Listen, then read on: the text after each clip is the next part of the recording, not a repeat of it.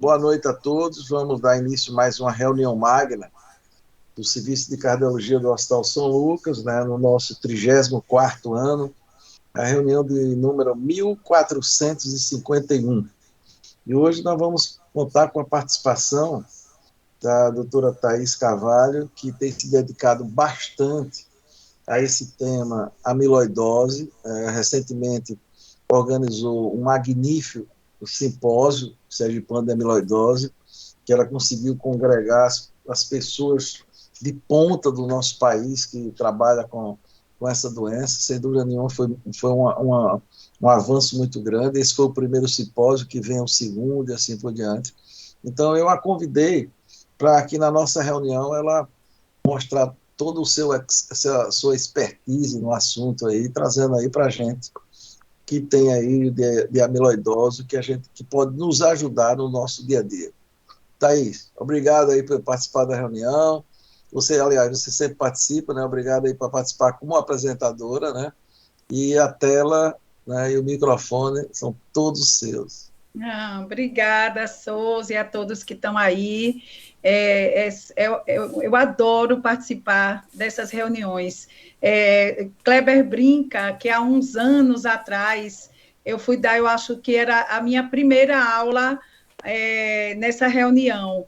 E a gente não tinha o acesso tão fácil aos artigos como a gente tem hoje. E eu me lembro que eu pedi a ele que comprasse o artigo para poder, que aquele artigo ia ser importante para eu apresentar nessa reunião do São Lucas, para você ver como realmente é uma honra estar participando. Né? Então, realmente, assim, a amiloidose, a gente está vendo que a cardiomiopatia amiloide é uma doença de uma mortalidade altíssima, né? E que essa mortalidade realmente ela diminui quando você faz o diagnóstico precoce.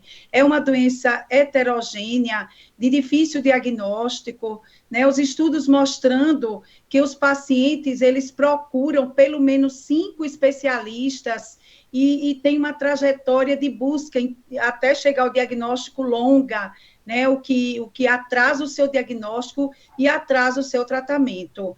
Então, recentemente, com o surgimento dos novos medicamentos para o tratamento da amiloidose, porque antes a gente não tinha, né? Hoje com o Atractitrium, com o Tafamidis, o Inotecem e as outras medicações, essa doença ela tomou um impulso em termos de interesse, né? Por conta que os resultados dos mesmos foram muito satisfatórios.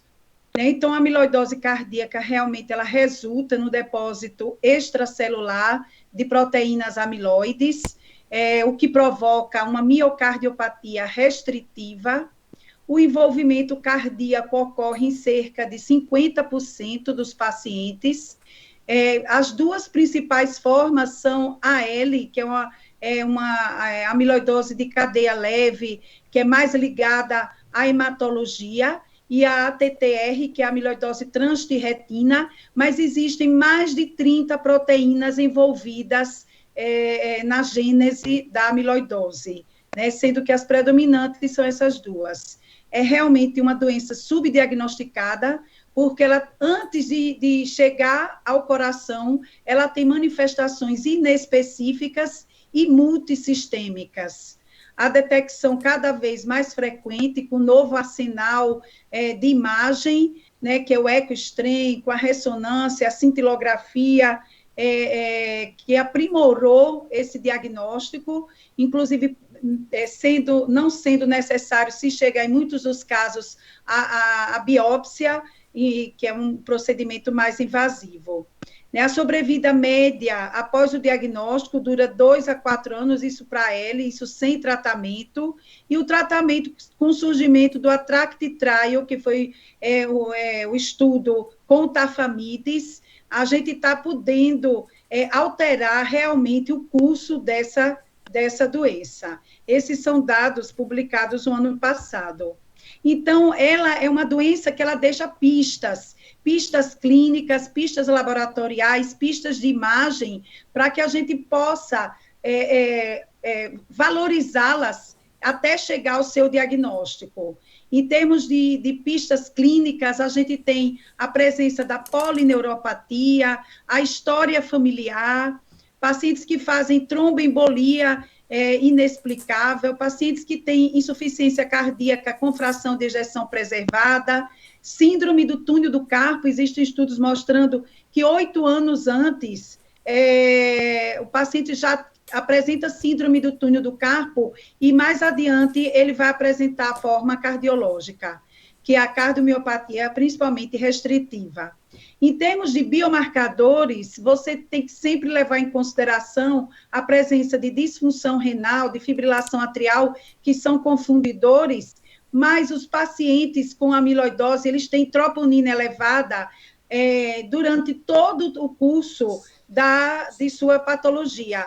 Existem estudos mostrando que há um depósito das fibrilas amiloides na microvasculatura, fazendo com que haja uma elevação contínua dessa troponina.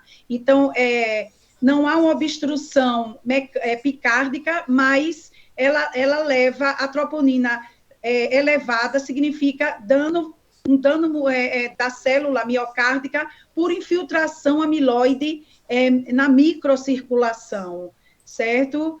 Então, ela leva a proteinúria, a diminuição da filtração glomerular, um aumento do NT-proBNP e alterações nos testes genéticos e na histologia, porque ela é uma doença que ela pode acometer cérebro, rins, coração, o sistema nervoso autônomo, então uma doença que é multissistêmica realmente. No eletro, a baixa voltagem do QRS pode acontecer, mas não é uma regra, ela só acontece em cerca de 1/3 dos casos, mas o que a gente vê muito é uma discrepância entre a massa do ventrículo esquerdo e a voltagem do eletro. Avaliando isoladamente a baixa voltagem, não, mas quando você faz o comparativo, isso é uma coisa que é vista com mais frequência.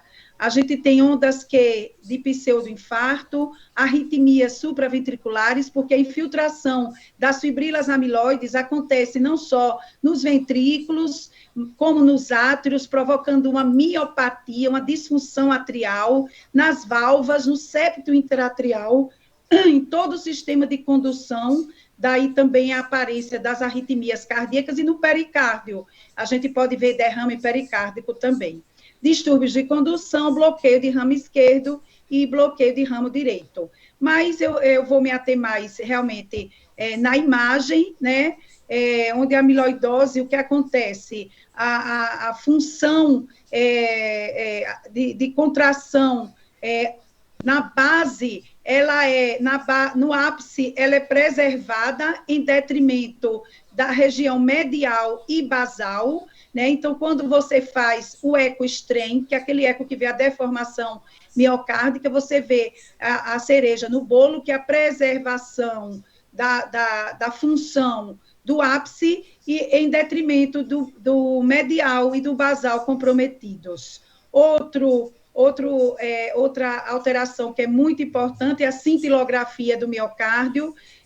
A gente tem uma classificação chamada classificação de Perugini, né, onde você vê, tem graduação 0, 1, 2, 3, e geralmente quando a cintilo capta 2 e 3, ou seja, uma captação semelhante à captação óssea, captação cardíaca, semelhante à captação óssea, é dita grau 2, que é bem evidente da amiloidose, ou então a captação 3, que é uma captação do coração maior, assim, em termos visuais, do que a captação óssea, né? Então, já dá uma grande pista, né, de que é uma amiloidose.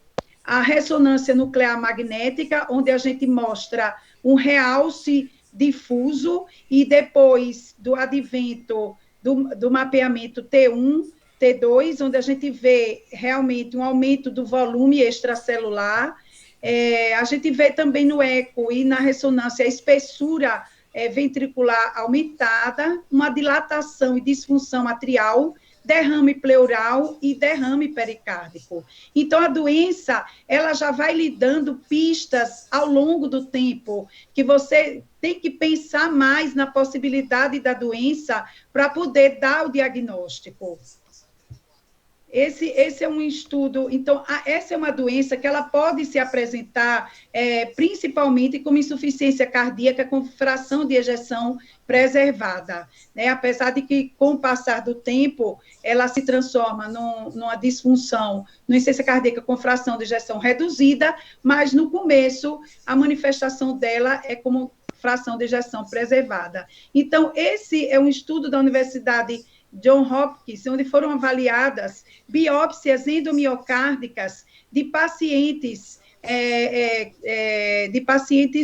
de 2014 a 2018. Foram cerca de 108 pacientes com insuficiência cardíaca, com CFEP, foi feita biópsia endomiocárdica, é a maior avaliação prospectiva que foi vista em CFEP, uma publicação do JACC do ano passado. A idade média dos pacientes era de 66 anos, eles já tinham se hospitalizado previamente por insuficiência cardíaca. E olhem, os senhores, que desses pacientes que estavam diagnosticados como CFEP, cerca de 14% deles eram portadores de amiloidose, né? E fazendo um perfil desse paciente, eles eram pacientes geralmente mais idosos, né, e com até menos fatores de risco, mas sempre com elevação de troponina, elevação de NT-proBNP e uma massa de ventrículo esquerdo aumentada. Eles tinham realmente poucas comorbidades, mas tinha essas alterações ditas anteriormente. Então, 14% desses pacientes, onde não tinha sido suspeitado amiloidose, através da biópsia endomiocárdica, foi visto que eram portadores de amiloidose cardíaca. E o ecocardiograma, ele nos dá, uma arma muito importante, além de tudo, por ser não invasivo, que está incluído, inclusive, como eu falei anteriormente, naquelas pistas, naqueles red flags, né? Então, você pega um miocárdio como esse, com uma hipertrofia ventricular esquerda, um aumento da espessura, geralmente de mais de 12 milímetros, né? Não só aumento da espessura ventricular esquerda, mas também pode ter aumento da espessura ventricular direita. E quando tem esse aumento da espessura ventricular direita, geralmente o prognóstico ele é pior, ele é mais reservado, né? Tem também espessamento das válvulas cardíacas, os átrios eles são dilatados e mal funcionantes, e o aspecto do ventrículo esquerdo é um aspecto brilhante, característica chamada de miocárdio sparkling, né? Então, ele apresenta também uma disfunção diastólica, geralmente de grau 2 ou 3, certo? E é possível que seja uma hipertrofia concêntrica ou uma hipertrofia assimétrica. Mais adiante, a gente vai ver, inclusive, a descrição de um caso de um paciente que vinha sendo acompanhado como cardiomiopatia hipertrófica, quando, na verdade, ele tinha amiloidose. No início, a fração de ejeção é preservada, mas nos estágios mais avançados já vai haver uma redução da fração de ejeção do ventrículo esquerdo. Dilatação e disfunção do átrio, como eu falei, e atentem-se os senhores que cerca de 50% dos pacientes que têm amiloidose são portadores de hipertensão arterial, o que é um fator confundidor, porque muitas vezes o paciente é hipertenso, você vê essa hipertrofia e você atribui a essa hipertrofia à presença da hipertensão arterial, e 16% desses pacientes com amiloidose, eles têm também estenose aórtica grave, o que é um fator confundidor, porque você atribui também a hipertrofia à presença da estenose aórtica. Falando em estenose aórtica, né, essa ficou um pouquinho cortado aqui, essa concomitância entre essas duas patologias, ela não é não é tão infrequente, né? Cerca de 15% dos pacientes tem amiloidose cardíaca e estenose aórtica concomitante, né? O prognóstico, ele geralmente é pior quando há uma concomitância das duas entidades, né? E alguns indícios do aparecimento da amiloidose no paciente com estenose aórtica podem ser levados em consideração. Por exemplo, é um paciente com estenose aórtica que evolui de uma maneira rápida, né? E outra coisa, quando você como geralmente o paciente tem uma estenose aórtica com baixo fluxo e baixo gradiente, né? A gravidade dessa estenose geralmente é dada pelo score de cálcio. Eu vou só voltar aqui para ver se eu consigo dar uma lidinha, onde o score de cálcio de 1.200 para mulher e 2.000 para homens. Ele ficou aqui um pouquinho coberto, mas são fatores que devem ser levados em consideração. Então, um paciente com amiloidose e que complica com estenose aórtica, porque as fibrilas amiloides, elas se depositam na válvula aórtica, ela fica extremamente friável. Então, quando esse paciente ele tem um alto risco cirúrgico, geralmente paciente com disfunção ventricular, hoje em dia, a indicação mais preconizada é a TAV, em comparação com o tratamento cirúrgico, por conta do alto risco desses pacientes se submeterem a uma cirurgia para troca valvar aórtica. À direita, os senhores veem um paciente com hipertrofia ventricular, com uma disfunção diastólica, com realce tardio, com a baixa voltagem no eletro, com um strain global longitudinal reduzido, com a imagem cereja do bolo, com a preservação do ápice, um strain de 9,4, e uma imagem da cintilografia miocárdica, onde você vê aqui uma captação, geralmente de grau 3, nesse caso, muito compatível com a amiloidose. Uma outra complicação que essa entidade pode dar, por conta da dilatação atrial e da disfunção atrial, é a formação de trombos intracavitários, mesmo em pacientes em ritmo sinusal. Então, essa é uma descrição de um caso que foi publicado na revista europeia de eco. É um homem saudável de 75 anos que teve uma parada cardíaca por uma oclusão trombótica bilateral maciça das artérias pulmonares. Vejam, senhores, aqui os trombos no átrio direito, e eles se projetam através da válvula tricúspide, obstruindo parcialmente, o que levou à parada cardíaca desse paciente. Né? Foi a causa da parada cardíaca. À direita, você vê um ventrículo extremamente hipertrofiado, ainda com a fração de ejeção do ventrículo esquerdo preservada, um ventrículo direito dilatado, hipertrófico, hipocinético, e que com suspeita de hipertensão pulmonar, dada essa retificação que é vista aqui no septo interventricular. E o diagnóstico desse paciente foi dado através da biópsia da gordura abdominal.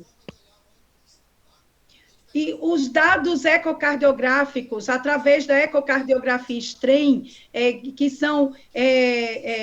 indicam uma disfunção por amiloidose, então a gente tem uma redução nesse strain global longitudinal abaixo de 15%, com aquele padrão típico de apical sparing, com a preservação do ápice, mas nem todos os pacientes com amiloidose, os senhores veem essa imagem típica. Então, quando se tem um paciente com hipertrofia ventricular, e com esse miocárdio brilhante, miocárdio sparkling, com o átrio aumentado, é bom que você use índices que possam refinar essa busca. Então, você faz o somatório, são 3 índices. Você faz o somatório da soma do strain apical, medial e basal, e ele faz a divisão dos valores encontrados no ápice, dividido pelos valores encontrados basal e medial, se esse valor é maior do que 1, é muito característico de amiloidose, por conta que os valores no ápice vão ser maiores. Um outro modo, um outro índice que é muito encontrado principalmente em pacientes com hipertrofias ventriculares esquerdas, mas que não tem esse padrão típico, é você pegar a fração de ejeção do ventrículo esquerdo pelo strain global longitudinal. Então, como geralmente a fração de ejeção ela é preservada no início da amiloidose, e quando esse índice é acima de 4,1, é um indicador muito importante da presença dessa patologia. Então, esse é um estudo clássico no cenário da amiloidose, o estudo de Phelan, da Cleveland Clinic, onde você vê aqui os gráficos de A1 a A4 de pacientes com amiloidose, com aquele padrão típico de apical espere, de preservação da função do ápice. Em B1 e B2, você vê paciente com cardiomiopatia hipertrófica, aqui onde há essa redução, onde tem hipertrofia, é onde nós vemos a redução do strain, e à direita, C1 e C2, pacientes com hipertrofia por estenose aórtica, e os senhores veem como dá para distinguir de uma maneira simples a presença ou de amiloidose, ou de estenose aórtica, ou de cardiomiopatia hipertrófica. E aí, esse autor, foi ele quem estudou, essa é uma publicação do Hart de 2012, com uma 93% de sensibilidade, 82% de especificidade, onde ele fez aquele somatório do strain apical e dividiu pelo medial e basal, e quando ele for maior do que 1, categorizando uma preservação apical de grande sensibilidade e especificidade para o diagnóstico de amiloidose. E olhem, os senhores, esse outro estudo de 2016, que eles mostram que mesmo nos pacientes que já têm fração de ejeção do ventrículo esquerdo reduzida, se vocês aplicam aquele índice, e se ele for acima de 1,19, ele tem uma maior incidência de mortalidade ou de necessidade de transplante. Então, é um índice que é muito importante, não só para pacientes que têm a fração de ejeção preservada, como tem a fração de ejeção reduzida. Esse é aquele outro estudo do Pagor-Elias, que ele divide a fração de ejeção pelo strain, e que quando ele é maior do que 4,1, geralmente eles distinguem aqueles pacientes que têm hipertrofia ventricular esquerda por amiloidose cardíaca ou por outras etiologias. Então, esse é um caso bacana, é um caso que Emerson me cedeu, é um paciente que vinha sendo acompanhado, 52 anos, como portador de cardiomiopatia hipertrófica há 1 ano. Ainda não tinha todos os dados quando ele me forneceu, mas ele tinha dispneia, palpitações, precordialgia, tonturas, dor e dormência em membros superiores, e tinha um histórico de morte súbita no genitor, sobrepeso, diabético, hipertenso e dislipêmico. E o eletro tinha só alterações inespecíficas da repolarização ventricular. O eco, ele tinha uma hipertrofia concêntrica do ventrículo esquerdo, importante, com um septo de 1,8, um aumento leve do átrio esquerdo, disfunção diastólica moderada, insuficiência mitral e tricúspide leves, e ainda uma fração de ejeção do ventrículo esquerdo preservado. Ele tinha feito angiotomo de coronárias que tinha sido normal.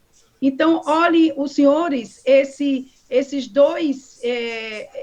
eco desse paciente, ele tinha a hipertrofia ventricular, ele tinha um strain global reduzido, aquele índice de Pagor-Elias, fração de ejeção sobre o strain, estava 9,7, a gente viu que o prognóstico é pior, acima de 4,1, e o painel genético desse paciente era uma amiloidose TTR VAL 142, e que os familiares ainda estavam em investigação. Eu ainda não tenho acompanhamento desse paciente.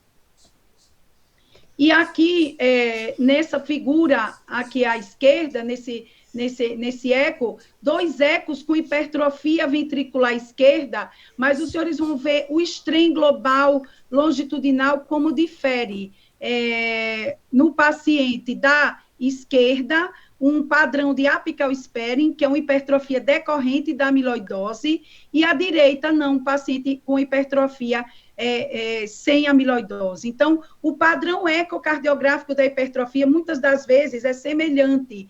Daí a importância de você sempre estar pensando nessa possibilidade, quando você vê um paciente com hipertrofia, e jogar o strain global longitudinal. Então, à direita, a gente vê um estudo onde eles pegaram quase 300 pacientes que estavam diagnosticados como cardiomiopatia hipertrófica, e desses pacientes, 5,7% deles, eles tinham amiloidose por ATTR.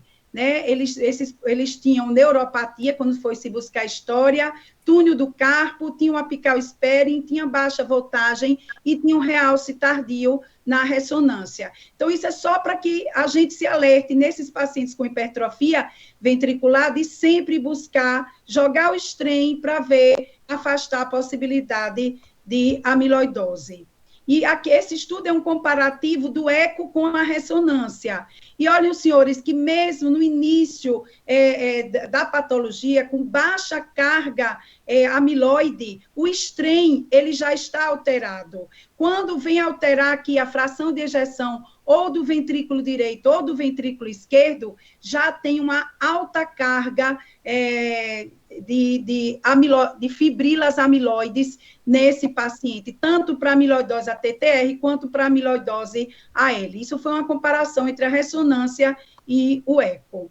E aqui só para corroborar que o strain ele tem valor diagnóstico, valor prognóstico, e aqui a gente vê que pacientes com ainda fração de ejeção preservada já tem queda no strain, e principalmente a preservação apical em detrimento da redução do strain medial e basal.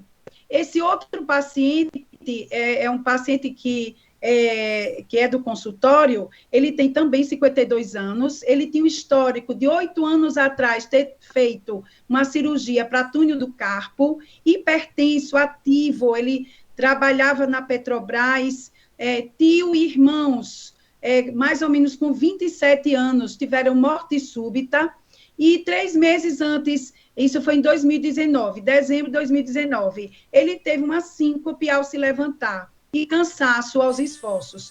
Procurou vários médicos e aí ele tinha um eletro de 12 de dezembro de 2019, com sobrecarga atrial e distúrbio de repolarização, e também zona inativa septal e baixa voltagem. Estava em uso de furosemida, 40 miligramas ao dia, foi passado para ele por conta do cansaço.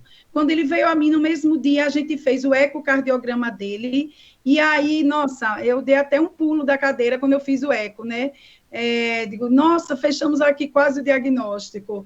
A gente viu uma hipertrofia ventricular esquerda, um miocárdio brilhante, sparkling. Eu joguei o strain, ele era reduzido, e o ápice tinha o strain preservado, e uma queda medial e basal. Né? A essa altura do campeonato, ele já estava com redução na fração de ejeção do ventrículo esquerdo, já era 33%. Ele tinha um septo de 1,5 e o strain de 8,1. Né? Um comprometimento importante da função diastólica com padrão restritivo. Aquele índice de Pagorelias era de 4,1 e o índice strain apical relativo de 1,01. Ele tinha feito um estudo eletrofisiológico por conta da síncope, que não mostrou nenhuma alteração. Só um pouquinho. Então, a ressonância nuclear magnética desse paciente, feita dia 18 do mesmo ano, mostrou uma hipertrofia concêntrica do ventrículo esquerdo, a fração de ejeção semelhante, em torno de 37%, uma disfunção moderada do ventrículo esquerdo, a função de VD normal, uma fibrose miocárdica, ele não fez o mapeamento T1 nessa eventualidade, uma fibrose miocárdica difusa, transmural em alguns segmentos, certo? Ele tinha paredes atriais, septo interatriais espessados, sugerindo realmente uma miocardiopatria infiltrativa amiloide. Um septo de 1,2, com hipocinesia difusa, um aumento de massa, presença de realce tardio difuso, compatível com fibrose, envolvendo todos os segmentos, né, como eu disse anteriormente, e aqui a cintilografia do paciente, mostrando uma captação grau 3 na classificação de Perugini, que é muito sugestivo de amiloidose TTR. Esse paciente, ele foi encaminhado para Fábio Fernandes, isso foi em 2019, eles estão fazendo um trabalho científico com tafamides, né, ele foi feito o exame, foi feito toda aquela triagem para afastar a amiloidose AL, né, foi feito as imunoglobulinas, foi feito kappa, lambda, a imunofixação, então foi afastado através desses exames laboratoriais a presença de amiloidose AL, foi feita eletroneuromiografia, que mostrou um comprometimento severo do túnel do carpo, né, já remielinizando, que ele já tinha operado, ele fez o sequenciamento genético lá no INCOR, e ele era amiloidose TTR ligada à transtirretina, VAL 142. Ele iniciou tafamides de 20, hoje ele está voltando até para São Paulo, eu conversei com o Fábio, porque ele vai aumentar a dose do tafamides, né, que o ATTRACT, ele mostrou que o continuamento do ATTRACT Trial, 40 miligramas, ele tinha melhores desfechos em comparação com 20 miligramas. Peraí. Entendeu? Exato. Então, aqui já é o desenrolar desse paciente. Esse eco eu fiz agora para o simpósio, né, uma pena, porque tinha, inclusive, a imagem em movimento. Mas, enfim, ele já está mostrando uma melhora na fração de ejeção do ventrículo esquerdo, certo? O strain global longitudinal dele já está em torno de 11,4%, e era 8,3%, né? Então, houve uma melhora tanto no strain quanto na fração de ejeção do ventrículo esquerdo, né? O que, inclusive, num consenso desse ano que foi apresentado para como você acompanhar esse paciente com amiloidose, como você acompanhar o tratamento, é justamente isso, ou pode ser melhora na espessura da hipertrofia, melhora no strain, melhora na fração de ejeção, melhora a clínica. Então, ele teve melhora clínica do cansaço, ele teve melhora do strain, passou de 8,3 para 11,4, ele teve melhora da fração de ejeção do ventrículo esquerdo. Eu não estou conseguindo ver aqui. Eu vou passar para o próximo, para a gente ver se dá para ampliar. Agora. Então, deixa eu estar. Então, esse aqui, eu já estou indo para o final da minha apresentação. Esse estudo, que é um consenso que saiu agora no Jornal Americano de Insuficiência Cardíaca, é uma revisão muito boa, que ele mostra como fazer para acompanhar esses pacientes que estão sendo tratados, com quaisquer das medicações que nós dispomos para o tratamento da amiloidose. Então, eles pontuam que você tem que ter, pelo menos, uma melhora clínica, uma melhora de biomarcador e uma melhora na imagem. Em termos de imagem, eles foram acompanhados depois de 6 meses a 12 meses do início do tratamento, né? Em termos da imagem, se teve significa que não houve melhora, claro, se teve aumento da espessura do ventrículo esquerdo, né? Ou se teve piora na disfunção diastólica, piora na função sistólica através de um aumento de 5% na diminuição da fração de ejeção do ventrículo esquerdo, ou piora de 1% no strain global longitudinal, ou o aparecimento de um novo distúrbio de condução. O que eles dizem é o seguinte: se há piora em biomarcadores, tanto troponina quanto NT-proBNP, se não há melhora clínica, não só no teste de caminhada de 6 minutos, mas naquele teste em que você espontaneamente diz como é que está em termos de melhora de sua capacidade da caminhada também de 6 minutos. Se você soma melhora clínica, melhora de biomarcadores e melhora nos parâmetros de imagem, quer seja na espessura, quer seja na disfunção diastólica, função sistólica, através da fração de ejeção do ventrículo esquerdo ou strain. Então, se você pontua pelo menos 3, significa que o paciente está respondendo bem ao tratamento, né? Então, isso é uma coisa ainda que não está bem ratificada, mas é uma luz, né, em termos de como você monitorar e acompanhar o seu paciente com amiloidose que está em tratamento. Então, à esquerda aqui, uma publicação da revista Amiloide de 2020, onde foi optado pelo uso do Inotesse em um paciente com cardiomiopatia amiloide, que é um inibidor da síntese de TTR. Ele tinha o estadiamento do grupo de pacientes, eles eram classificados para entrar no estudo como classe funcional 1 a 3, com hipertrofia ventricular esquerda de maior do que 1,3 e com sintomas de insuficiência cardíaca.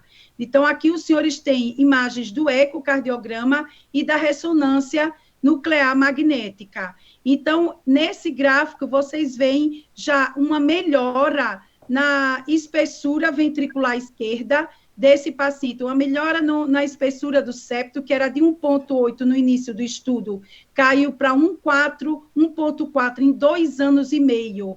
Então, houve redução não só no ecocardiograma, mas também na ressonância nuclear magnética, categorizando que esse paciente em particular estava respondendo bem ao tratamento. Eu foquei mais nos parâmetros de imagem, porque era realmente o meu objetivo na apresentação do simpósio. Mas, e para concluir, né, a gente quer realmente assim, reiterar a importância de uma equipe multidisciplinar, não só para o diagnóstico, como para o acompanhamento do paciente portador de amiloidose, envolvendo não só o cardiologista, o nefrologista, o hematologista, o neurologista, o internista, o geneticista, que não está aqui. Vocês viram que o nosso simpósio teve todas essas especialidades, né? E mesmo assim, naquele caso clínico de Priscila, você viu como foi difícil até ela chegar ao diagnóstico, ela não desistiu até chegar ao diagnóstico, porque realmente é difícil, mas quando a gente pensa, né, na possibilidade da existência dessa doença, a gente tem mais chance realmente de diagnosticar. Então, a amiloidose cardíaca realmente deve ser considerada em pacientes que portadores de hipertrofia ventricular esquerda e insuficiência cardíaca com fração de ejeção preservada. Os parâmetros ecocardiográficos tradicionais podem não ser suficientes para diagnosticar a amiloidose. A gente viu 2 imagens de pacientes com hipertrofia ventricular esquerda, a maioria deles geralmente são hipertensos, e que se você não usa um método como o strain, você às vezes não consegue dar o diagnóstico, porque realmente o strain global longitudinal, através do apical sparing, que é a preservação do ápice, pode significantemente melhorar a detecção e a estratificação de risco de amiloidose. A gente sabe que o paciente que tem aqueles índices mais comprometidos tem pior prognóstico, maior chance de mortalidade ou de indicação de transplante. Estudos prospectivos realmente são necessários para determinar o papel do eco para monitorar do eco, dos métodos de imagem como um todo, para monitorar a resposta ao tratamento e a detecção precoce da amiloidose, a quantificação de sua carga amiloide, a avaliação da resposta ao tratamento, são os próximos passos importantes para que a imagem avance na avaliação e manejo da amiloidose cardíaca. Eu quero agradecer a todos e vou interromper aqui meu compartilhamento. Só um pouquinho. Ok. Pronto. Muito bem. Então, parabéns, Thaís, pela belíssima apresentação, né? Você tem se dedicado bastante ao tema e você deixou bem claro algumas mensagens para a gente, alguns pontos para a gente. Primeiro, eu chamaria a atenção assim, que a amiloidose ela é muito mais frequente do que a gente imagina. Então, e aquela história, se você não pensar na doença, não vai fazer diagnóstico.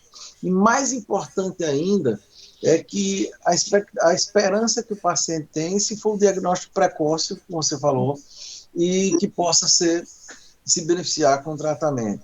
Você mostrou os red flags que a gente tem que ficar atentos, porque eu vejo, lembrando mesmo, quantos ecos provavelmente nós passamos aí ao longo do tempo, né, e a gente sabe histórias de muitos pacientes que têm aquelas hipertrofias que eles vão rodando, e antigamente, eu me lembro, eu já comentei isso até com o Zé Augusto, numa apresentação aí, que às vezes você fica dizendo assim, poxa, às vezes a pressão não é tão, a hipertensão não é tão grande, já dá uma hipertrofia tão significativa. Então, muitos desses doentes provavelmente têm amiloidose associada que não foram diagnosticados. Outro ponto que eu acho que é importantíssimo que você chamou a atenção, porque assim, são patologias que crescem, é a questão da estenose aórtica do idoso, que é uma doença muito frequente, e como você chamou a atenção, sobretudo naquela entidade que a gente diz a estenose aórtica de baixo fluxo, baixo gradiente, e eu diria, sobretudo a confração de ejeção preservada. Sim. Porque você tem muito aquele idoso com um ventrículo pequeno, hipertrofia importante, e a gente muitas vezes acredita isso, a estenose aórtica, e pode ser uma amiloidose associada, como você disse, que às vezes em torno, vai de 9% a 15%, né, dos casos. E aí o papel grande aí da angiotomografia, né, você avaliando o score de cálcio para afastar, né, por exemplo, eu sempre chamo a atenção que o score de cálcio menor do que 1.600 no homem ou menor do que 800 na mulher, ele afasta assim, o envolvimento aórtico e você pensar em patologias como a amiloidose. Inclusive, né, Souza, o desfecho de tratamento muda, né, no paciente que tem estenose aórtica e amiloidose, naquele com estenose aórtica pura. Então, você teria muito mais indicação de fazer um tratamento percutâneo do que um tratamento cirúrgico. Sim, muitas vezes até eles morrem na cirurgia ou no pós, entendeu? E que talvez pudesse se beneficiar mais de uma TAV, né? Exatamente. E a outra coisa que eu achei importantíssimo da sua apresentação foi, por exemplo, a necessidade de usar recursos extras, né, que não necessariamente os coloquiais, os usuais do eco, como o STREM.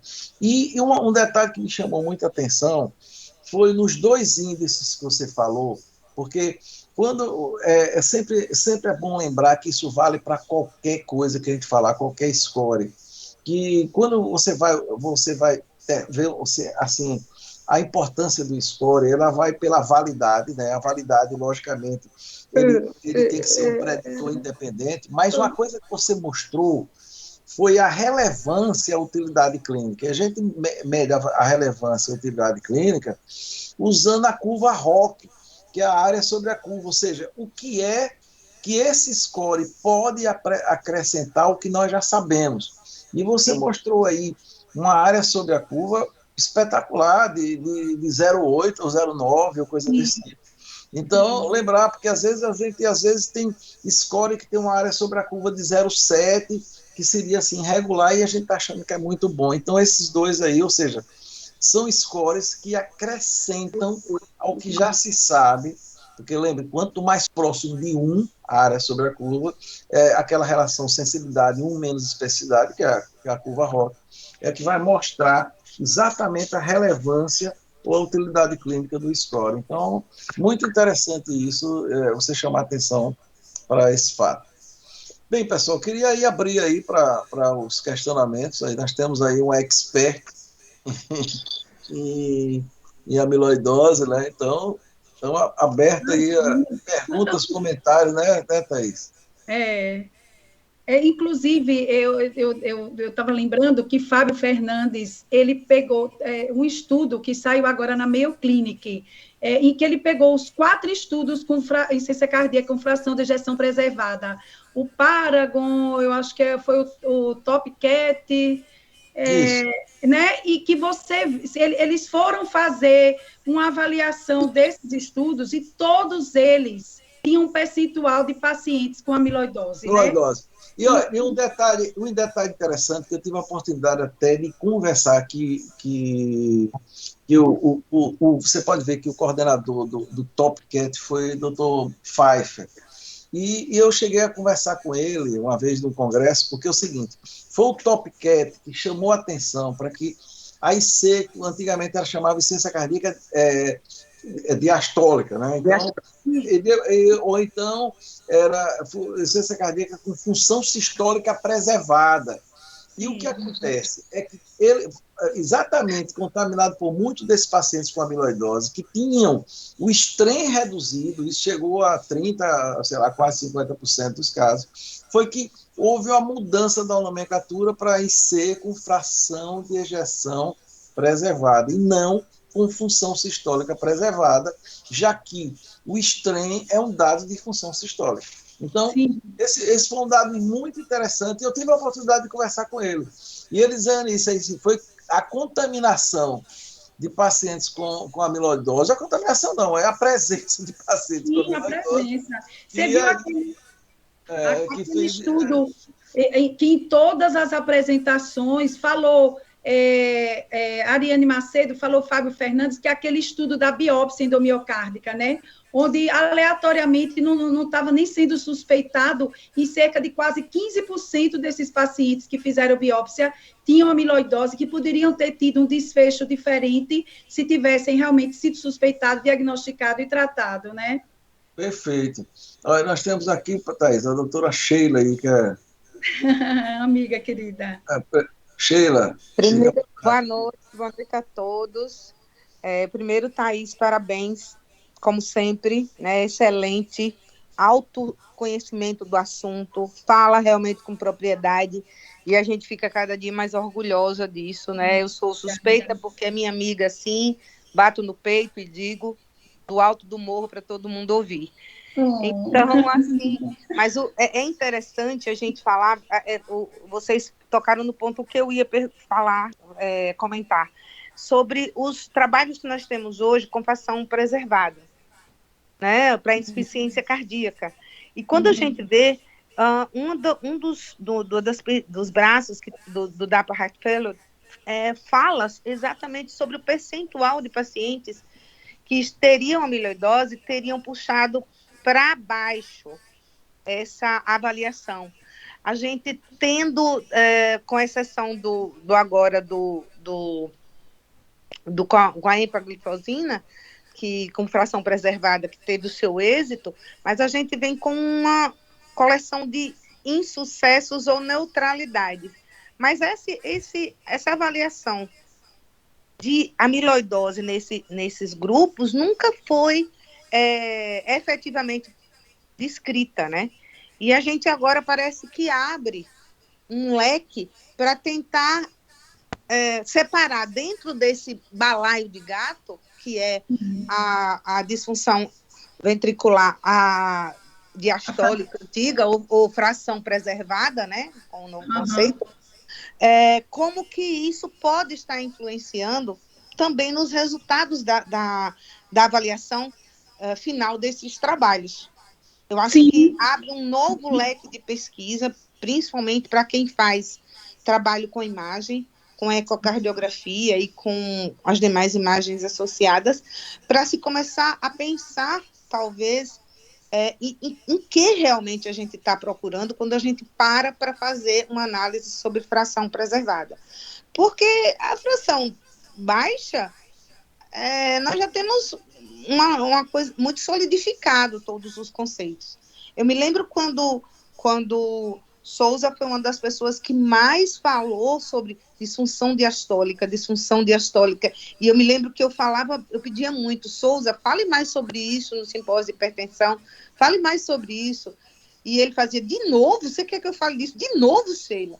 Mas era porque não se tinha o acesso a esse conhecimento, e a gente vê que esse conhecimento ainda tem muito a ser acessado, né? E uma coisa que eu queria deixar um comentário mais forte é que nossas reuniões, as reuniões do grupo São Lucas DOR e todos os eventos que a sociedade faz, elas só se tornam úteis quando a gente consegue mudar a maneira de pensar e a maneira de agir.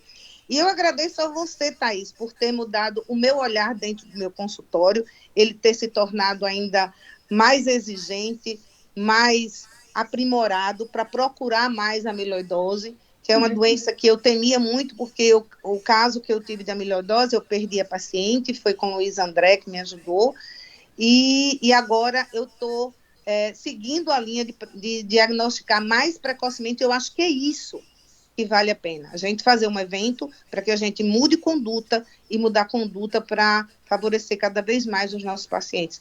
Parabéns mais uma vez.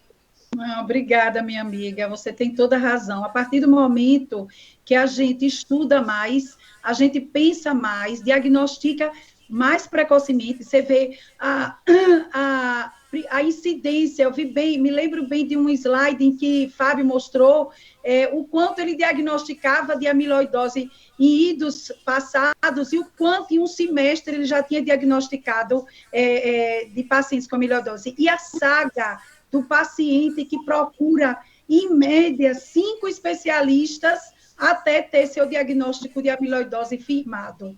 Então, eu acho que a gente falar sobre esse tema é importante, visto que a gente pode mudar a história natural do paciente quando você faz o diagnóstico, porque agora a gente já tem alguns tratamentos, inclusive com excelentes resultados. Obrigada pelos elogios, amiga. Eu gostaria de comentar o que Sheila falou, que tem muita propriedade, porque o dado interessante, quando você divide as duas, porque muita gente pensava, e nós tivemos até uma discussão interessante quinta-feira passada com o Zé Augusto e os residentes, que antigamente se pensava que a IC era um espectro contínuo que você poderia ir com fração de ação preservada até fração de ação reduzida. A gente está vendo que a cada vez mais fica nítido assim, como se fossem duas entidades diferentes, né? Então, o que se sabia até pouco tempo atrás é assim, se a fração de ação é reduzida, e aí reduzida é abaixo de 40%, você vê que os estudos mostraram o benefício de inibidor da ECA, o ECA-BRA, do beta-bloqueador, da espironolactona, do sacubotril valsartan, do inibidor do SGLT2 e assim por diante. Bem, quando você vai para o cenário da fração de ejeção preservada, dito aqueles com fração de ejeção de 50% em diante, como a própria Sheila falou, o que é que se fazia? Tratar sintomas da diurético beta-bloqueador e tratar a doença de base. E aí entra muito esse processo aí da importância da amiloidose, porque ela está nesse contexto. E lembrando, por exemplo, o estudo que Sheila acabou de falar, da dapaglifosina, foi o Emperor, que acabou de ser apresentado, ele melhorou o desfecho composto às custas de interação por insuficiência cardíaca, não foi por redução de mortalidade. E outra coisa, você lembra que nesse grupo entrou um monte de gente ali com fração acima de 40, ou seja, aquele mid-range, o borderline entrou ali, que eu até estava falando, isso aqui, se brincar, foi esse borderline que dragou muito o benefício aí dessa droga. Então, isso aí chama mais uma vez a atenção, de que o diagnóstico precoce, para evitar que o indivíduo vá para a insuficiência cardíaca, porque depois disso você não tem que fazer muito por ele. Então, esse eu acho que é uma mensagem importante. Doutor Luiz Flávio aí, nosso mestre aí da ressonância e tomografia, quer comentar, Thaís? Luiz. Boa noite, Souza. Boa noite, Thaís. Dá uns parabéns, Thaís. Né? Eu fico impressionado como é que Thaís arranja tempo para fazer essa aula com tanto trabalho, porque tem gente que fica só em casa estudando, né? Mas Thaís é uma pessoa que trabalha o dia todo e quando os pacientes precisam, ela está lá o tempo todo. Então, eu não sei como é que ela consegue se desdobrar para realmente... Assim, isso chama muita atenção e muita admiração. Obrigada. Eu fico impressionado assim, com o strain também, porque eu costumo, quando eu estou com os residentes, né, que a partir do strain desencadeia a ressonância, eu costumo dizer, esse strain deu alterado, vai aparecer alguma coisa. E realmente alguma coisa tem. Algum realce, alguma alteração no mapa. Né, a gente normalmente vê alguma coisa. Realmente o poder do strain, para a gente que está, né, a gente dá o passo à frente, né, a gente realmente vê a importância dele. E é só uma questão do ponto de vista técnico, de prática. Do ponto de vista técnico, acho que ficou muito bem esclarecido. Os comentários deu para esclarecer mais ainda. Mas do ponto de vista prático, quando é que, assim... Porque, claro, se eu peço com strain, vocês vão fazer. Mas quando eu não peço com strain, quando é que vocês dão esse insight a mais de fazer o strain? É quando tem disfunção diastólica, quando tem hipertrofia, eventualmente todos os casos, né? Então eu queria saber hoje como é que está na prática isso, né? Quando Então, que vocês dão a mais esse passo? Então, na verdade, né, Luiz, é assim, o STREM, apesar de que o presidente do departamento do DIC, né, André, né, ele está na luta aí para colocar e ser aprovado, né, para ser pago, né, verdadeiramente, né, ele não está incluído ainda na tabela, né, Souza, da ANS. Então, hoje em dia, entendeu? Se eu vejo um paciente com hipertrofia ventricular, todos os meus pacientes com hipertrofia ventricular, eu jogo strain, porque o strain, né, não não demanda um tempo grande. O paciente já está com os eletrodos, né, do eletro, que é uma coisa que precisa. Só você precisa salvar o apical 4 câmaras, o 2 câmaras e o apical longitudinal, e jogar o strain nos 3. Então, não é uma coisa que demanda um tempo maior. Claro que, se tiver incluída na tabela ANS, melhor. Mas, hoje em dia, meus pacientes que têm hipertrofia ventricular esquerda, eu já fazia muito para cardio-oncologia, né? Já recebo muito, né, de oncologistas para fazer antes, durante, depois do tratamento quimioterápico. Agora, eu mesmo, espontaneamente, estou tentando fazer, assim, alguns pacientes selecionados, principalmente aqueles com hipertrofia ventricular, com estenose aórtica, que também já vão ter hipertrofia ventricular, naquela função borderline. E aí eu estou fazendo com muito mais frequência, depois que eu estou estudando a amiloidose, o strain, do que eu fazia anteriormente, entendeu? Mas a gente, acho que deve, cada vez mais, a ecocardiografia exige que a gente coloque mais parâmetros, né, Souza? Volume de átrio esquerdo, TAPS, futuramente a gente vai ter que colocar no strain, realmente, porque esse somatório de valores e de parâmetros é importante para diagnóstico e para acompanhamento desses pacientes. A gente sabe mesmo na cardio-oncologia, quando o strain reduzido, ele já lhe dá uma probabilidade de 30% de que aquele paciente vai fazer disfunção ventricular, vai fazer queda da fração de ejeção do ventrículo esquerdo. Então, acho que é um arsenal que veio para ficar, não é uma coisa muito difícil de ser feito, não é um aprendizado complexo e que traz tanta informação importante e precoce, né? Não sei se Souza que faz eco ou quem mais faça, que queira emitir uma opinião.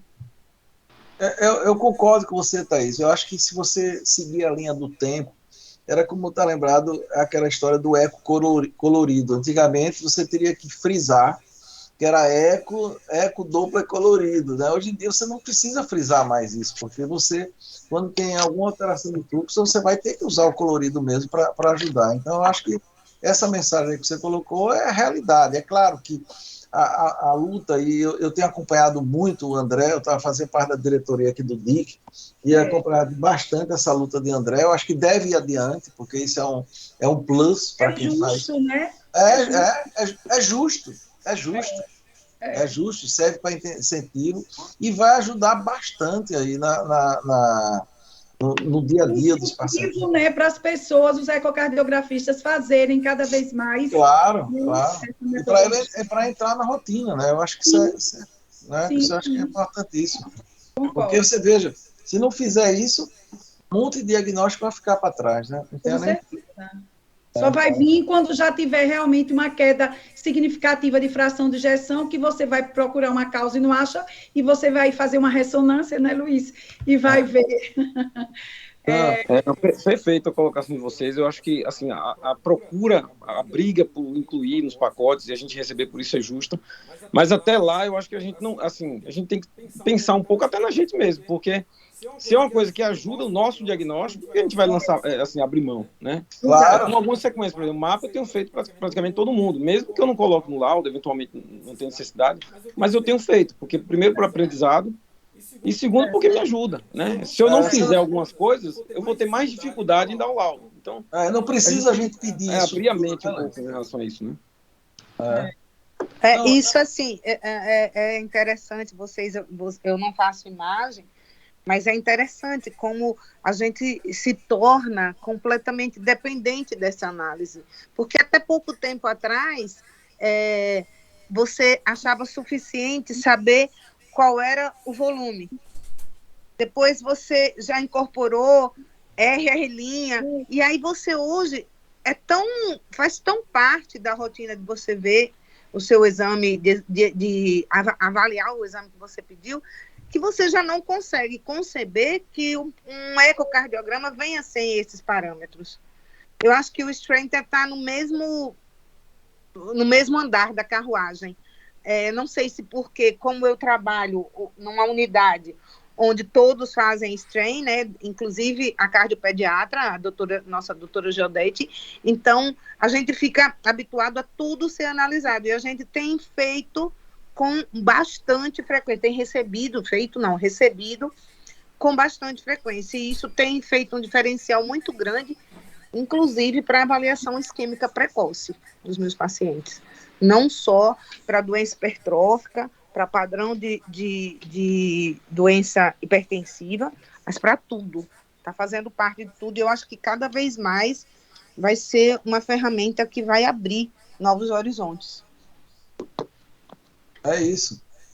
E eu estava lembrando que Sheila falando sobre função diastólica, eu me lembro que quando eu fui para Ribeirão Preto, né, eu estava em São Paulo e fui para Ribeirão Preto fazer a pós-graduação, e logicamente lá eu fui trabalhar com o que eles mais sabiam, doença de Chagas, né? Então, tenho já o projeto de doença de Chagas, quando um inglês chamado Derek Gibson começava a falar sobre função diastólica pelo modo M. Ele foi a fazer uma apresentação em Salvador e eu viajei para Salvador para falar com ele. Um camarada que sabia, eu acho que mais física do que medicina, então, entendeu? Então, uma coisa complexa. Mas eu gostei da metodologia e só foi possível fazer porque era lá em Ribeirão Preto. Para você ter uma ideia, que a gente fazia o eco em modo M, que não tinha bidimensional na época. Aí eu pegava ali, filmava no filme de 35 milímetros, filmava os frames do eco. Aí a gente botava numa mesa digitadora e com a caneta fazia a curva do septo, assim, septo da parede posterior. Isso o computador transformava numa curva de variação de volume. Você jogava a derivada da curva na diástole e você tinha velocidade, entendeu? Então, aí nós fizemos isso em Chagas. E isso está publicado, foi publicado no Lance, tem um monte de coisa. Agora, eu fico pensando que se a gente, naquela época, atenta para fazer isso em coronária ou em ciência cardíaca, poxa, teria sido, né, uma bola fantástica, porque fizemos uma doença que interessa a gente, não interessa lá, né, lá ao exterior. Então, daí você veja que foi evoluindo a metodologia, e hoje em dia a função diastólica, a gente sabe que só em ciência cardíaca com fasciolação preservada é mais da metade ou mais da metade dos pacientes. Então, né, é um detalhe como essas coisas, né, que você vê que a aquisição dessa metodologia e a incorporação dela na prática vai ser uma coisa que, como o Thaís falou, necessária. Se você não fizer isso, você vai ficar para trás, não tem para onde. Vai deixar de fazer diagnóstico, vai prejudicar o paciente. Então, eu acho que foi muito interessante, muito importante você chamar atenção, você ter abraçado a essa causa, chamar a atenção para isso, trazer o simpósio, que, como eu volto, foi muito bom. E, logicamente, a gente vai aprendendo e repensando e pensando na doença e não pensar na doença. Não vai usar o método, se não usar o método, não faz diagnóstico. Eu não estou vendo ninguém mais aqui com a mão levantada. Acho que a doutora Thaís quase que esgotou aqui o assunto. Bem, Thaís, eu queria mais uma vez aí agradecer a sua disponibilidade, a sua excelente apresentação, foi muito boa, entendeu? Eu sei que você já faz parte da nossa reunião, não vou nem dizer venha para a nossa reunião, porque você já faz parte, né? Venha falar mais. E deixa à vontade, se você quiser falar alguma coisa mais, passar alguma mensagem, fique à vontade. Não, só quero agradecer, realmente, é uma honra, né, cada vez que participo falando ativamente dessa reunião, porque é uma reunião de excelência, é uma reunião que vence a barreira do tempo, né, Souza? E que só tem brilhantes nomes falando nela, viu? Obrigada mais uma vez. E você contribuindo para brilhantar mais. Obrigada. Então, pessoal, então eu agradeço mais uma vez a presença de todos e até a próxima semana, com fé em Deus, e mais uma outra reunião clínica da nosso grupo de cardiologia. Boa noite a todos. Boa noite.